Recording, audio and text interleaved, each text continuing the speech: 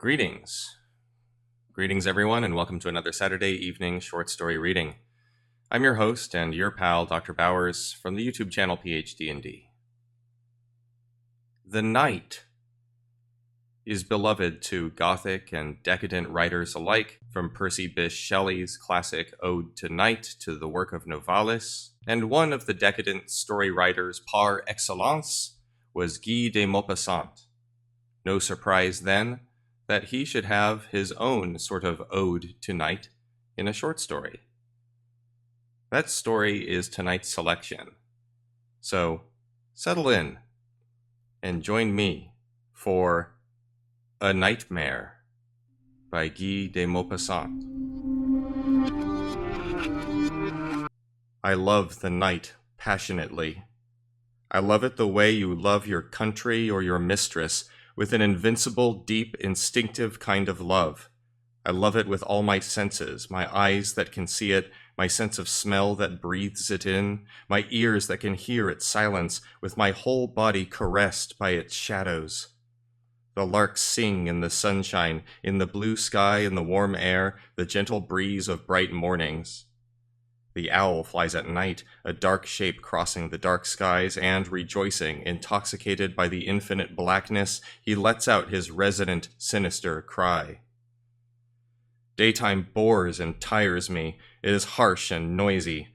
I get up with difficulty, dress wearily, go out reluctantly, and every step, movement, gesture, word, thought exhausts me as if I were trying to free myself from some crushing burden. But when the sun sets, my body is filled with overwhelming joy. I awaken, become alert. The darker it gets, the more I feel myself becoming someone else, someone younger, stronger, more attentive, happier. I watch the great soft shadows grow darker as they descend from the sky.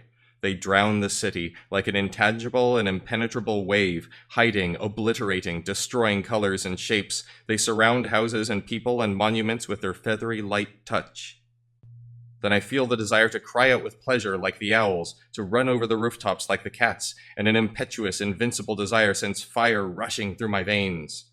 I go out, I walk, sometimes in the somber outskirts of town, sometimes in the woods just outside Paris, where I can hear my sisters, the animals, and my brothers, the poachers, rushing about. Whatever you love passionately ends up killing you. How can I explain what is happening to me? How can I even make you understand that I might be able to explain it? I don't know. I don't know anymore. I just know what happened. Here it is. So yesterday.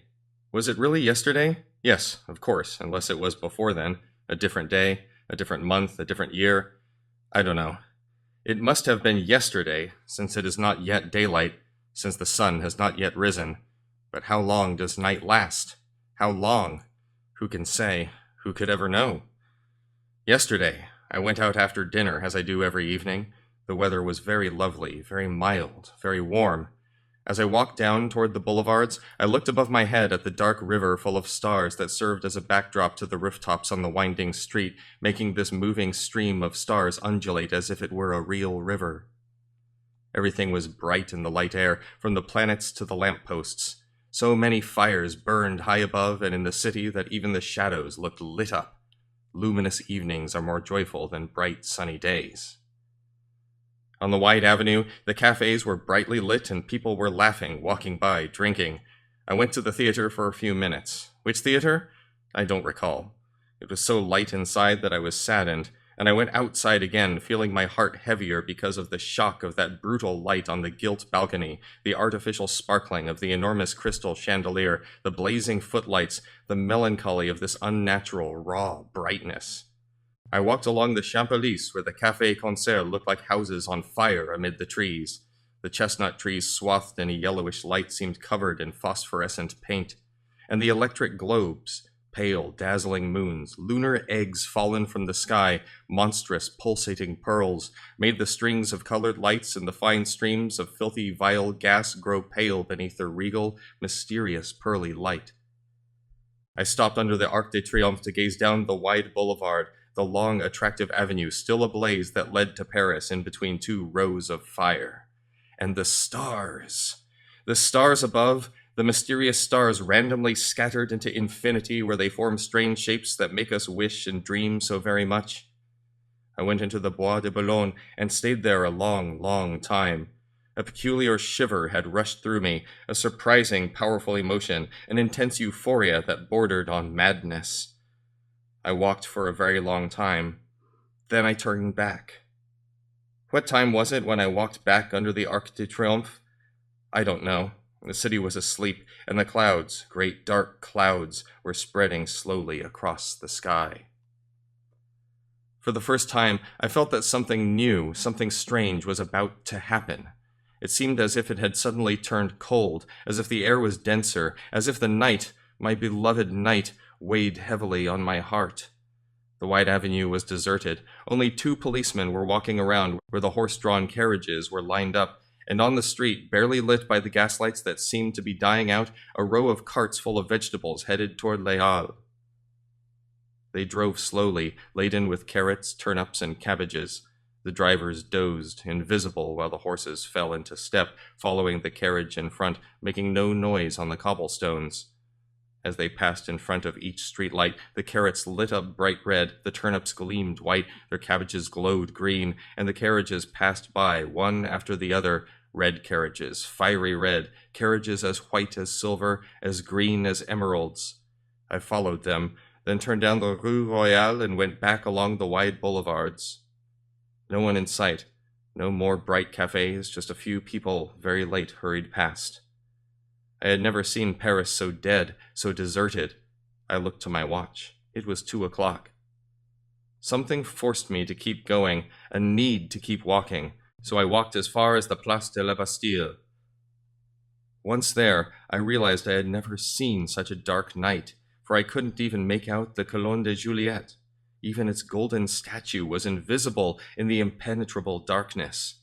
A canopy of clouds, as thick as infinity, had engulfed the stars and seemed to weigh down on the earth as if to blot it out. I headed back. There was not a soul in sight.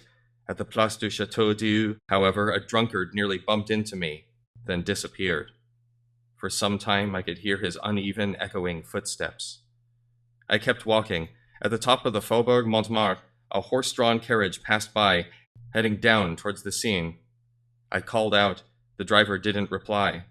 A woman was wandering around near the Rue du Roule. "Monsieur, listen, please." I rushed ahead to avoid her outstretched hand. Then nothing more. In front of Le Vaudeville, a ragman was rummaging in the gutter. His little lantern flickered at the water's edge. "You there, what time is it?" I asked him. "You think I know," he grumbled. "I ain't got a watch." I suddenly noticed that the gaslights had gone out. I know they are turned off early, before daybreak at this time of year, to save money, but it was a long time until dawn, a very long time. Let's go to Les Halles, I thought. There should be people around there at least. I set off, but it was so dark I couldn't even see where I was going. I walked slowly, the way you do in the woods, counting the streets I passed to recognize them. In front of the Crédit Lyonnais bank, a dog growled. I turned down the Rue de Grammont and got lost. I wandered around, then recognized La Bourse and the iron gates that surrounded it. All of Paris was asleep, in a deep sleep, terrifying. Yet in the distance I heard a carriage, just one carriage, perhaps the one that had gone by me a little while ago. I tried to find it, heading toward the sound of its wheels through the dark, empty streets, so very dark as death. I got lost again. Where was I? What madness to turn off the gaslights so early! Not a single passer-by, not one person out late, no one wandering around, not even the meowing of a cat on the prowl. Nothing. Where were the policemen? "I'll call out," I said to myself, "and they'll come." I cried out. No one replied. I shouted louder. My voice faded away, weak, without an echo, stifled, obliterated by the night, by this impenetrable night. I screamed, "Help! Help! Help me!" My despairing cry went unanswered. What time was it now? I took out my watch, but I had no matches. I listened to the watch's faint tick-tock with a strange, unfamiliar feeling of joy. It seemed to be alive. I felt less alone. It was so mysterious. I started walking again, like a blind man, feeling my way along the walls with my cane, and constantly looking upward toward the sky, hoping that day would finally break, but the sky was black, utterly black, even darker than the city. What time could it be?